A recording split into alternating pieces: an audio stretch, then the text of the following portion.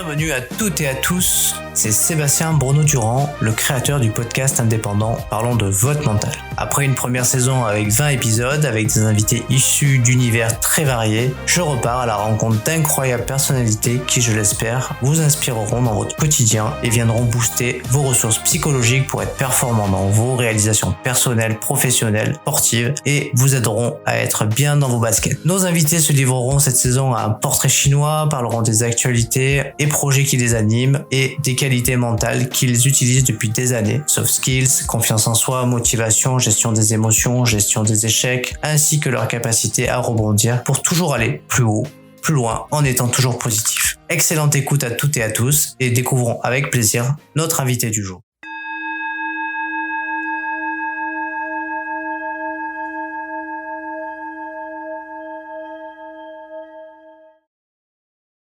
Bienvenue à toutes et à tous pour un nouvel épisode de Parlons de votre mental. Aujourd'hui, je suis dans la galaxie et je suis allé du côté de Bordeaux à la rencontre de Marine Audaré. Salut Marine. Hello tout le monde, salut Sébastien. Alors, je suis content de t'accueillir sur un nouvel épisode du podcast, pouvoir un petit peu échanger avec toi sur ton mental, faire le petit portrait chinois comme je le fais habituellement, en savoir un petit peu plus sur ton parcours professionnel, savoir un petit peu qu'est-ce que tu fais. Je suis allé voir un peu sur LinkedIn là, pour faire un peu mon agent secret. J'ai vu des trucs, voilà, tu vas vers le haut.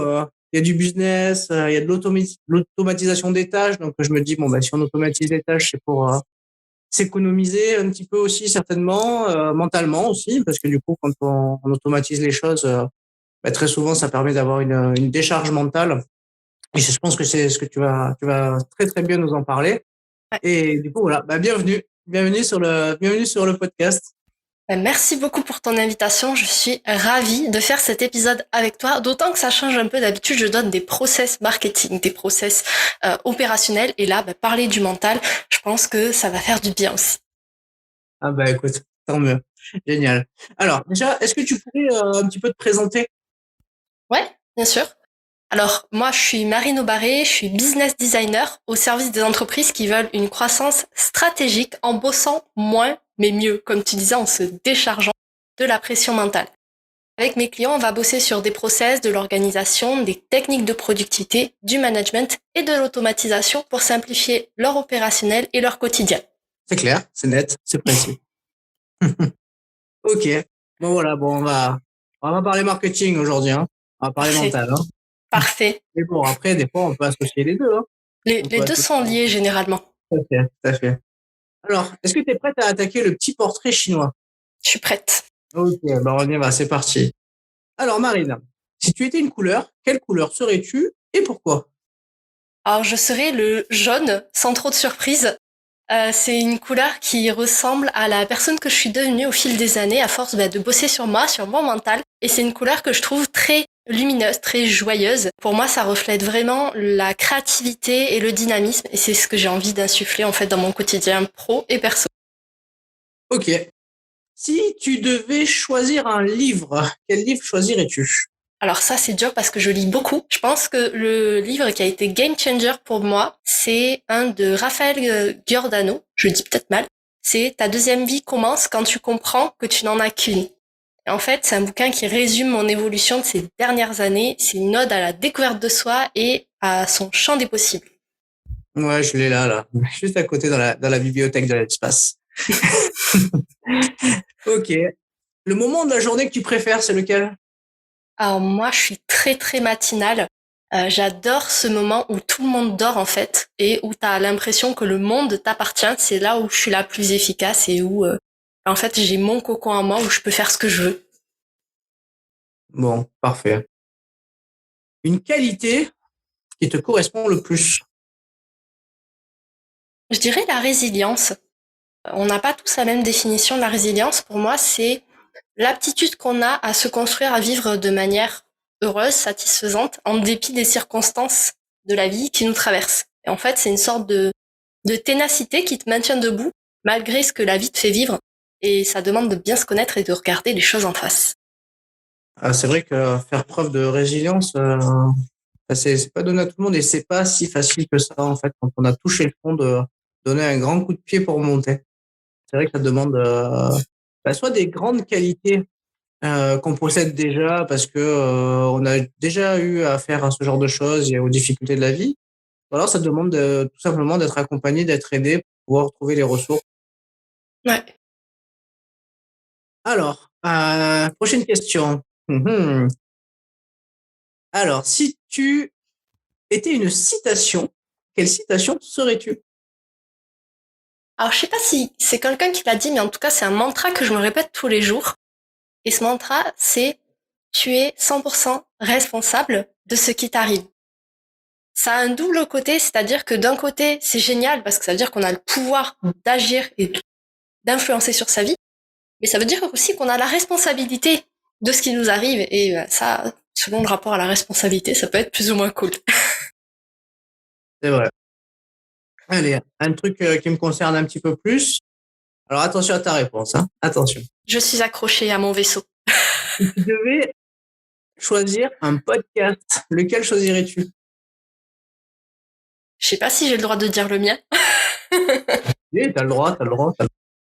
Alors, je dirais le mien parce que ça a été un gros challenge psychologique de le sortir. Mais au-delà du mien, j'en écoute tellement.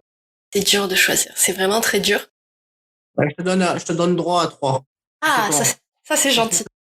Alors, côté business, je dirais Marketing Square, sans trop de surprise, parce que le podcast de Caroline, c'est une vraie pépite. Je sais que depuis que je l'écoute, ma vision du marketing a été révolutionnée. Ensuite, je dirais le podcast Émotion, qui permet justement de développer l'intelligence émotionnelle. Et ça, je pense que ça va être une compétence qui va être vraiment game changer sur les prochaines années.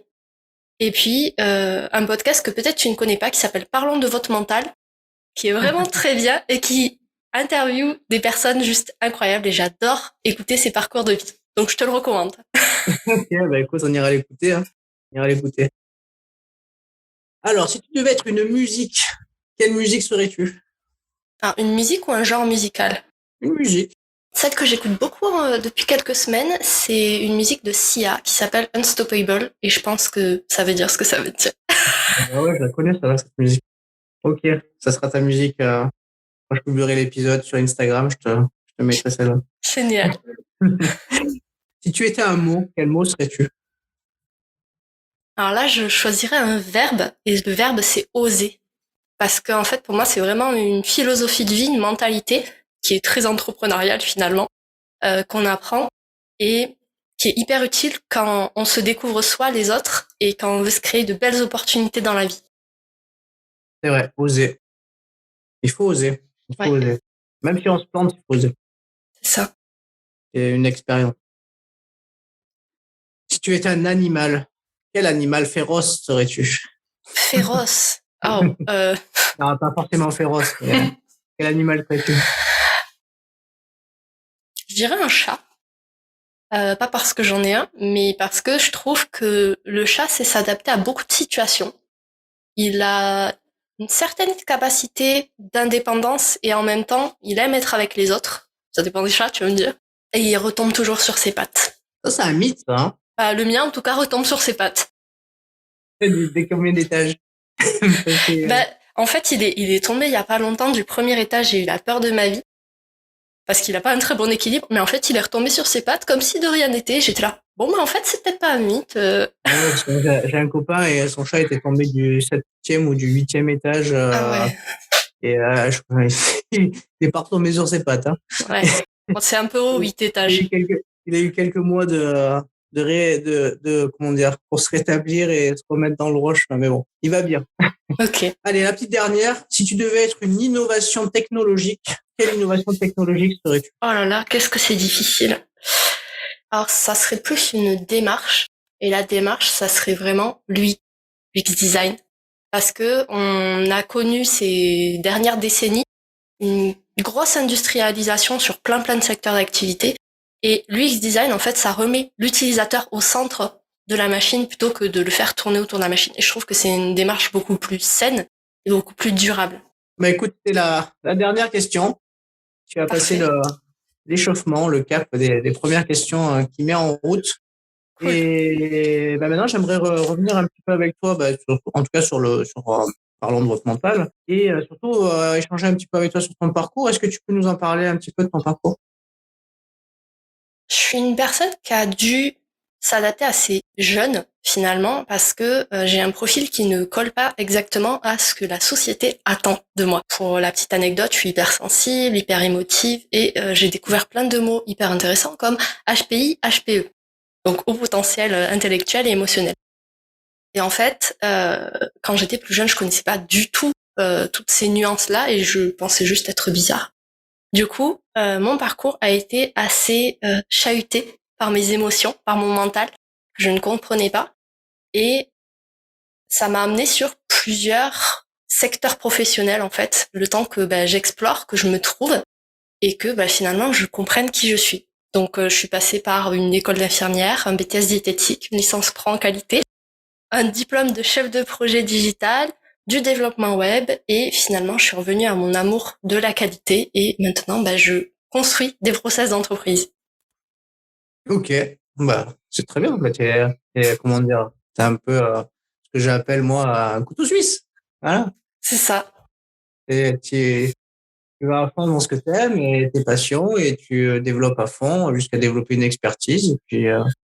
Et puis voilà, quand tu as fait le tour, des fois, bon, on s'ennuie, des fois quand on a fait le tour et puis on passe un peu à autre chose, mais du coup, ça reste en tout cas une compétence, en tout cas dans ton couteau, quoi. Voilà, tu peux C'est y ça. revenir. C'est intéressant en tout cas, c'est intéressant. Avec le recul, de quoi es-tu le plus satisfaite? Je dirais de ma résilience en fait parce que j'ai eu pas mal d'obstacles sur le domaine études pro et sur le domaine perso qui m'ont mis bien au fond du trou. Et en fait, sans cette capacité-là, sans ce goût du challenge, je pense que j'en serais pas là où je suis. Et en fait, les challenges, j'en ai fait un sport. J'en ai fait un sport pour moi-même, je m'en pose souvent. Je trouve en fait que développer ces soft skills, c'est ce dont on peut être le plus fier à mon sens parce que c'est ce qui nous permet d'avancer en tant qu'être humain. Ah bah oui, de toute façon, j'ai envie de dire que chaque jour est une journée différente. Et puis si on tire le bilan de sa journée et de la quintessence de ce qu'on a pu faire dans une journée, en fait, chaque jour, on devient une bien meilleure version de soi-même si on a pris le temps de se poser un petit peu sur tout ce qu'on a accompli dans sa journée, quoi. C'est ça. Et on l'oublie souvent, mais on fait déjà beaucoup de choses. Quand on fait de notre mieux toute la journée, on fait beaucoup de choses. Et plutôt que de faire des to-do list, peut-être faire des did list pour se rendre compte de tout ce qu'on fait au quotidien. Pas mal, la did list. Ah ouais, t'as raison. To-do list, did list. C'est pas tout à fait pareil parce que sur la to-do, il y a des trucs que tu vas pas faire et sur la did list, au moins tu sais tout ce que tu auras accompli. Une bonne idée, ça. On va la garder. Je t'invite à tous faire votre did list. Ok, si je te dis rendre possible l'impossible. Je dirais que ça pourrait résumer mon parcours de vie. Ce que tu m'aurais dit à la Marine enfant, qui du coup ne savait pas qu'elle était introvertie, hypersensible, au potentiel, tout ça, qu'elle allait monter un business, échanger avec plein de gens, alors qu'elle était très timide à l'époque, qu'elle allait signer des missions annuelles à plus de 70 cas en étant seule, qu'elle allait retravailler le design des organisations, créer du bien-être au travail et lancer un podcast en moins d'un mois autour du slow growth. Je pense qu'elle t'aurait dit que c'était impossible. Donc mon quotidien, en fait, c'est justement de rendre l'impossible possible parce que, en fait, je crois que c'est Walt Disney qui disait ça. Si on peut le rêver, on peut le faire. Exactement.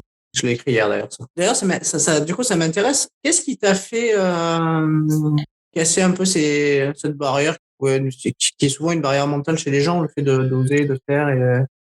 Je dirais c'est un cumul d'expériences en fait, mais les plus marquantes, ça a été quand je me suis retrouvée entre guillemets seule, sans ressources matérielles, et que je me suis dit ok, là Marine, il y a personne qui va pouvoir t'aider, et du coup, si tu veux t'en sortir, si tu veux réaliser tous ces rêves, parce que je suis quelqu'un qui rêve beaucoup, à un moment donné, va falloir que tu te mettes un coup de pied derrière en fait, et que tu avances un pas à la fois. Et là, je parle de gros challenges dans ce que j'ai dit précédemment, mais ça a commencé par des tout petits challenges. Faut pas croire que je me suis dit, vas-y, je vais reconstruire le monde du travail du jour au lendemain. Ça a été plutôt, ok, qu'est-ce que je peux faire aujourd'hui qui va me rapprocher en fait de ma vie de mes rêves. Et c'est ce que je disais au début, on fait de notre mieux tous les jours. Et notre mieux, d'un jour à l'autre, il n'est pas du tout pareil. Parfois, faire de son mieux, c'est juste se lever de son lit. Et parfois, faire de son mieux, c'est contacter la personne avec qui on rêve de travailler et lui dire, écoute, je peux t'aider à transformer ton business, je peux t'aider à faire des heureux et à avoir une belle croissance. Est-ce que tu veux qu'on s'en parle? Et c'est comme ça qu'on crée les opportunités. C'est bien qu'on en parle. Allez, on va parler de ton mental. T'es prête? Vas-y. Tu devais poser une définition sur ce mot, le mot mental. Ça serait quoi ta définition? Alors le mental, ça fait partie de ce qu'on est. C'est une des composantes de ce qu'on est. Pour moi, c'est les pensées qui vont circuler dans notre tête, un peu comme sur une autoroute. Je suis quelqu'un de très visuel, donc je vais faire beaucoup de métaphores dans cet épisode. Pour moi, le mental, c'est vraiment une autoroute. Il y a plein de voitures, donc plein de pensées qui circulent. Et ça peut être un super allié, comme un ennemi redoutable. Et dans ma vie, ça a été longtemps le deuxième, un ennemi, parce que j'étais bloquée dans une sorte de rond-point. Et puis, il y a quelques années, en fait, j'ai découvert qu'il y avait des sorties à ce rond-point.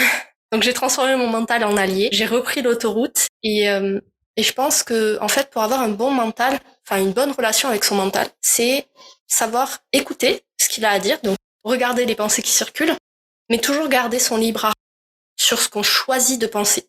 Parce que on n'est pas ses pensées, en fait. Les pensées, c'est juste une info qui circule. Et on peut choisir de la regarder ou pas. C'est vrai, tout à fait. De toute façon, on a un flux de pensées quotidien tout au long de la journée. Et c'est vrai qu'on a le choix de pouvoir soit s'attarder dessus, soit de continuer à être dans l'action. Parce que souvent, les pensées sont, perturbantes au niveau de l'action, en fait.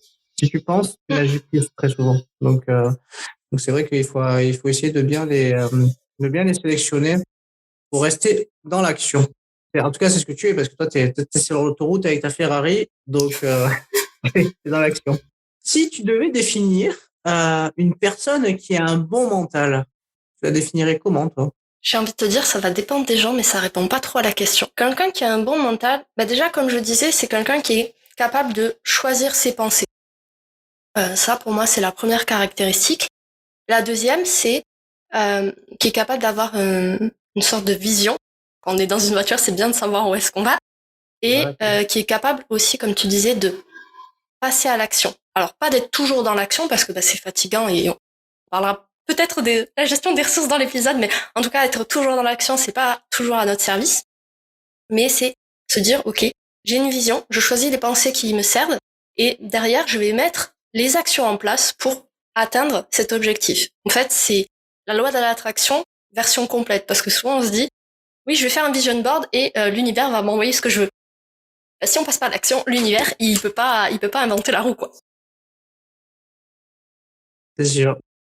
C'est sûr. Ok. Alors là, on a défini le mot mental, on a défini qu'est-ce que était une personne avec un bon mental. Toi, personnellement, qu'est-ce que tu fais pour travailler ton mental? Est-ce que tu fais quelque chose? Déjà, comme je t'ai dit au début, je me répète des mantras qui changent en fonction de ce dont j'ai besoin. Là, en ce moment, c'est on est responsable à 100% de ce qu'on fait, de ce qu'on vit. Donc ça permet d'influencer sa vie comme on veut finalement, que ce soit les pensées ou le comportement. Donc ça fait partie de mon rituel. Dans ce rituel, j'ai aussi une sorte de flashback sur tout ce que j'ai accompli jusque-là. Je me rappelle souvent aussi que je ne suis qu'à 1% de mon potentiel. Et que, en fait, moi, ça me donne envie de découvrir la suite, tu vois, de me donner à fond pour avancer et d'aller explorer encore un petit peu plus ces parts de moi que j'ai pas encore trouvées. Ok. Est-ce que pour toi, l'enthousiasme est primordial pour le mental? Absolument. Pour moi, sans kiff, sans satisfaction, sans enthousiasme, on n'avance pas dans le sens où on n'avance pas comme on voudrait. Le cerveau, il est accro à la dopamine, en fait. Et trop souvent, les gens, ils vont la consommer en mode snack, avec les réseaux sociaux, les différentes addictions. Sauf qu'en fait, pour moi, la dopamine, c'est un petit peu comme la glycémie. Ça peut monter très vite, mais ça peut redescendre aussi très vite. Et en fait, l'enthousiasme, il y a l'enthousiasme à court terme, c'est-à-dire j'ai plein de likes sur mon post LinkedIn, par exemple. Et moi, je pense que c'est plus important, au contraire, de viser l'enthousiasme à long terme. C'est-à-dire, ok, j'ai plein de likes, c'est cool, mais à quoi ça me sert à long terme? Ça me sert à créer une communauté, à faire passer mon message, en fait, qu'on n'est pas obligé d'associer travail et souffrance, qu'il y a d'autres visions. Ah bah ouais, c'est clair, faut que ce soit un plaisir. Hein. Regarde, le podcast, moi, c'est un vrai plaisir. Hein. Je suis quasiment à presque 100 épisodes et C'est des épisodes longs quand même, qui durent quasiment 1 heure, mais c'est que du plaisir. Hein. Et je compte pas mes likes. Hein. Je m'en fous en fait. Ça change rien. Parce que du coup, ce qui est important, moi, ce que je me dis, c'est que s'il y a au moins une personne qui écoute et que ça lui est utile, ah ben, cet épisode, il aura servi au moins à quelqu'un. Voilà. C'est ça. Et puis même, il me sert à moi parce que je suis toujours hyper content de rencontrer des super invités qui partagent leur univers et tout. Et du coup, tu vois, ça me met en mode réflexion. J'essaie de comprendre un peu comment ils fonctionnent et si leurs astuces, elles sont, tu vois, si je peux moi-même les intégrer dans un process pour tester et tout. Donc, c'est super intéressant. Ouais. Le podcast, c'est une sorte d'outil de développement perso et pro, je trouve. Totalement. Alors, on va parler de confiance. Ouais. Est-ce que, alors, tu m'as dit que tu étais introverti quand tu étais plus jeune, tout ça, donc je suppose que ta confiance, tu l'as construite avec le temps Ouais, exactement. et des expériences. C'est quoi ton rapport sur le droit à l'erreur? Alors, le droit à l'erreur, je pense que c'est important de se l'accorder. On a tous le droit de se tromper, heureusement d'ailleurs. Et je différencie, moi, l'erreur de l'échec. Un échec, pour moi, ça va être une expérience de vie où t'as pas retiré de leçons. Par contre, une erreur, bah, c'est dans ton parcours, ça fait partie des hauts, des bas. Et une erreur, c'est au contraire une expérience où tu vas retirer un apprentissage qui va te permettre d'avancer. C'est ce qu'on parlait de résilience au début. On a le droit, en fait, d'avoir des erreurs, on a le droit d'avoir des échecs. Mais personnellement, moi, je préfère avoir un maximum d'expérience d'apprentissage plutôt que de collectionner les échecs. Alors moi, sur le terme échec, ça fait très longtemps que je l'ai levé de mon vocabulaire. Très longtemps à accompagner des jeunes sur des parcours d'excellence, à accompagner des jeunes même pas sur des parcours d'excellence, enfin en tout cas des sportifs. Je me suis souvent attaché à me dire mais pourquoi on utilise ce mot échec en fait? Parce que finalement en fait, tu gagnes, tu perds, ok, c'est une expérience en fait. Et au final, elle va être hyper constructive si tu l'analyses correctement. C'est-à-dire qu'elle va te permettre d'avoir des feedbacks sur comment tu peux progresser pour être meilleur la fois d'après. Et en fait, j'ai progressivement enlevé ce terme, ce mot échec, parce que quand on parle d'échec, on se crée son échec. C'est-à-dire que si déjà t'es dans cette dimension de pensée échec, il y a des grandes chances que tu ailles dans le mur, quoi. Alors que si tu sais que c'est une expérience, que tu sais que quelle que soit l'expérience que tu vas vivre, tu te donnes les moyens de bien la vivre et à la fin, bah, tu tires le bilan un petit peu, en tout cas, de ce qui s'est passé. Bah, comme je disais, bah, t'en tires quelque chose qui te permet d'être meilleur la fois d'après. Et ça, c'est important. Tu vois, ce terme échec, je trouve, alors, j'aime bien rebondir dessus, hein. Je devrais faire un livre sur les échecs. Je trouve que, tu vois, avec le temps, je trouve que c'est un mot qui ne devrait même pas exister, en fait. Parce que finalement, il peut te conditionner à ne pas réussir. Et c'est super important ce que tu dis parce que pendant très longtemps, avant que j'entame le travail sur moi, je considérais que j'avais beaucoup d'échecs dans ma vie. Et comme tu disais, en fait, bah, tu te conditionnes, tu te dis, j'ai des échecs, bah, c'est que je suis nulle. Du coup, tu t'enfonces encore plus. Tandis que quand tu reframes, quand tu modifies tes pensées, bah, en fait, tu te dis, ok, j'ai vécu cette expérience de vie, elle m'a apporté telle et telle chose. En fait, c'est pas un échec. Au contraire, c'est une belle expérience. Et moi, souvent, je dis, j'ai fait des burn-out dans ma vie. Bah, ça a été des fabuleux apprentissages. Parce que j'ai appris à me connaître, parce que j'ai réorienté mon chemin de vie. Et, bah, en fait, c'est même pas une erreur, tu vois. C'est un chemin que j'ai pris et je m'autorise à changer de chemin. Bah ouais, c'est clair. Voilà, c'est ça. C'est le fameux carrefour. Tu peux faire le tour et puis après tu peux choisir les différentes sorties que tu veux. Hein. Il y a Ouais, toujours autant, il y a toujours des options, il y a toujours des opportunités. Puis souvent, ce que je dis, c'est que les difficultés créent les opportunités. ouais, Souvent, tu crois, enfin, si comment dire, si t'es focus sur l'échec que tu viens de vivre, même si j'aime pas ce mot échec, très souvent, en fait, tu oublies de regarder en fait les opportunités que ça a pu te créer au final. ouais. Et donc voilà. Donc on va faire une thèse sur les échecs. Je veux bien m'aider dans le process. Allez, pourquoi pas. Ok. Si je te dis le regard des autres, est-ce que c'est quelque chose qui t'a posé des problèmes par le passé? Comment tu vis ça? Que tu as solutionné ça? Alors, ça m'a clairement posé problème quand j'étais plus jeune. Ça a été très très difficile pour moi parce que ben en fait je construisais toute mon identité sur le regard des autres quand j'étais petite Et en grandissant, forcément, avec les expériences de vie, j'ai appris à m'en détacher. Pas sur tous les plans. Je t'avoue que des fois, je m'en soucie encore un petit peu. Par exemple, quand j'envoie une proposition commerciale ou quand je sors un nouveau format, par exemple, d'épisode de podcast, je me dis, est-ce que je suis partie dans la bonne direction? Est-ce que ça va leur plaire? Puisque l'idée du podcast, c'est aussi que ça serve à d'autres personnes. Donc, sur ces aspects-là, le regard des autres, on va dire, m'intéresse encore un petit peu.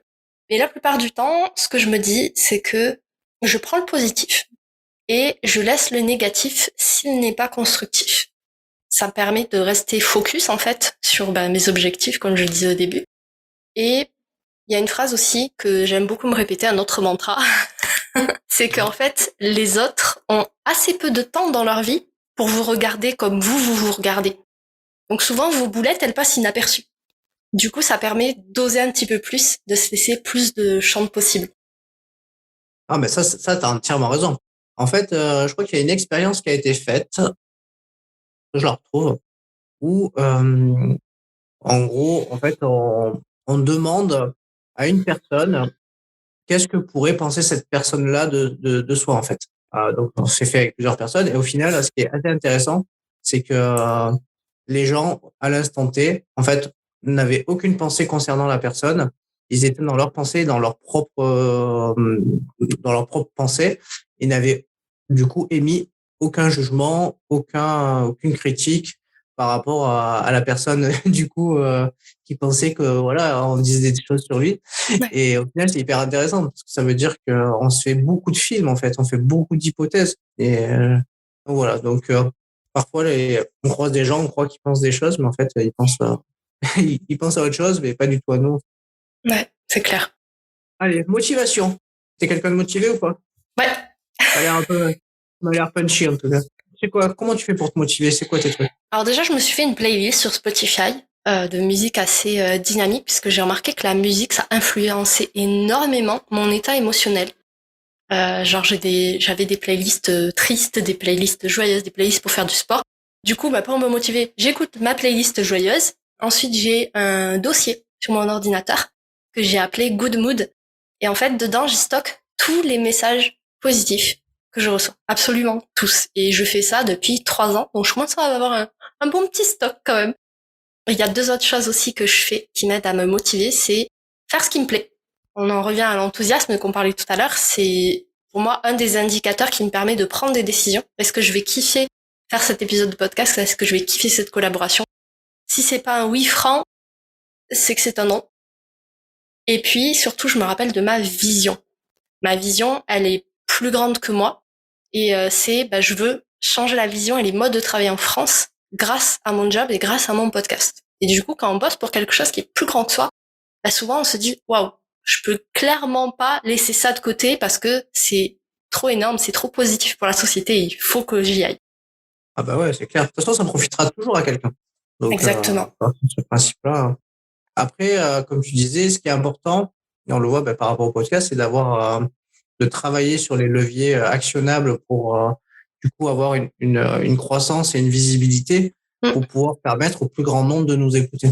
Exactement. Donc, il est là le combat aussi. En fait, c'est faire le podcast et ensuite, du coup, travailler dessus pour qu'il y ait de la visibilité. Donc ça, c'est vraiment important pour qu'il bénéficie vraiment à vraiment plein de gens, quoi. Moi, c'est vraiment un peu on va dire ma motivation, en tout cas, à chaque fois que, voilà, que je fais la com, que je publie à droite, à gauche sur les réseaux, c'est pour vraiment permettre à plein de gens d'écouter ces riches expériences et ces parcours parfois atypiques, mais très motivants et très souvent qui me disent peut-être ça se trouve, quelqu'un va l'écouter et ça va lui donner envie d'oser parce qu'il va se dire pourquoi pas moi, quoi. Et des fois, des gens, ils sont bloqués. Hein. C'est ça. Donc voilà, si on peut, ça ramène de l'humanité aussi dans le système. c'est ça. Si on peut donner une clé pour ouvrir la porte et se lancer, c'est chouette. Ok. Alors, selon toi qui es dans le process, est-ce qu'il faut avoir un plan pour réussir? Ah, ça c'est une question intéressante, on pourra en parler pendant des heures. Je pense en fait que ça dépend vraiment, déjà, quelle est ta définition de la réussite? ça va dépendre des gens et de l'énergie qui prédomine chez eux. Quand je parle d'énergie, je parle pas de genre, mais bien d'énergie, c'est-à-dire énergie masculine et féminine. L'énergie masculine, pour moi, c'est tout ce qui va être dans le dynamisme, dans l'action, dans la réalisation. L'énergie féminine, c'est quelque chose qui va plus être dans la conception, la créativité, quelque chose de plus lent. Et en fait, tu vas avoir certaines personnes qui vont se sentir hyper sécurisées quand c'est très très cadré, tu vois, très structuré. Et d'autres, au contraire, qui vont avoir besoin que ça soit déstructuré ou qu'ils suivent plus leur flow. Et en fait, le plan pour réussir, déjà, c'est se connaître. C'est quelle est votre définition de la réussite et savoir ce qui fonctionne pour vous, en fait. Moi, par exemple, je suis un hybride entre les deux. C'est-à-dire que j'organise vraiment beaucoup de choses. C'est mon travail. Mais je laisse aussi de l'amplitude à mon énergie féminine parce que des fois, je me dis, waouh, il faut absolument que j'enregistre cet épisode de podcast maintenant parce que le flot de créativité, il est là, tu vois. Et du coup, c'est structuré en laissant l'agilité, la flexibilité pour s'adapter à la vie, tout simplement. Ouais, faut pas oublier de vivre. Hein. C'est ça. Il n'y a pas que le travail dans la vie. Ouais. Voilà. Moi, je suis du sud. Les gens, ils peuvent profiter du soleil, de la plage, prendre du bon temps, mais ils ont raison. Hein. Et je vois vraiment la différence avec la vie parisienne où tout le monde est à donf. Même le week-end, ils courent, en fait. C'est ouf, quoi. Clairement. Voilà. En tout cas, c'est pas la même dynamique et faut que les gens prennent plus le temps de vivre en province. C'est clair. Allez, on va parler des émotions. Prête?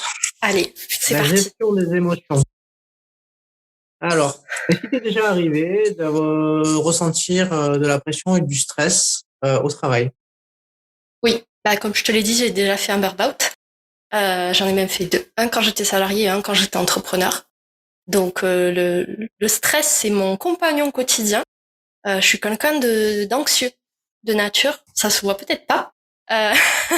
Mais du coup, en fait, il y a l'anxiété générale et l'anxiété sociale. Donc l'anxiété sociale, c'est quand on n'est pas à l'aise avec les gens, tout simplement. Et l'anxiété générale, c'est quand on stresse pour un peu tout. Et du coup, moi, ce qui m'aide personnellement sur ces aspects-là, c'est je fais systématiquement un audit, un point sur mes besoins. Est-ce qu'ils sont comblés, est-ce qu'ils sont pas comblés? Quand je sens du stress, souvent, c'est qu'il y a un des besoins qui est pas comblé. Généralement, mon besoin de sécurité. Et du coup, je me dis, comment est-ce que là, maintenant, tout de suite, dans ce contexte, je peux m'amener de la sécurité, de la reconnaissance, etc. Et ce que je me rappelle aussi, c'est que ce que je perçois, ma vision stressée, c'est juste particulière. C'est une particule de la réalité parce que je vois les choses avec mon filtre de réalité qui est construit sur mes expériences de vie, ma personnalité, etc. Et donc, c'est pas objectif, en fait. Ok. Deux burn-out quand même. Donc, du coup, comment tu t'en es remise? Ça a pris du temps. Ça m'a demandé beaucoup d'introspection, d'aller rencontrer mon mental sur le premier burn-out, pour le coup. Ça m'a permis de faire ma reconversion, de passer mon diplôme de chef de projet digital et finalement d'ouvrir mon entreprise quelques temps après. Le deuxième burn-out, quand j'étais entrepreneur, en fait, j'ai confondu passion et efficacité. C'est-à-dire que je bossais tous les jours de la semaine, une quinzaine d'heures par jour. Et au bout d'un moment, c'est mon corps qui m'a dit « Stop, il faut qu'on s'arrête, il faut qu'on se repose parce qu'on peut pas tenir sur la durée. » Et en fait, j'ai compris que on peut être passionné par ce qu'on fait et c'est génial si on l'est.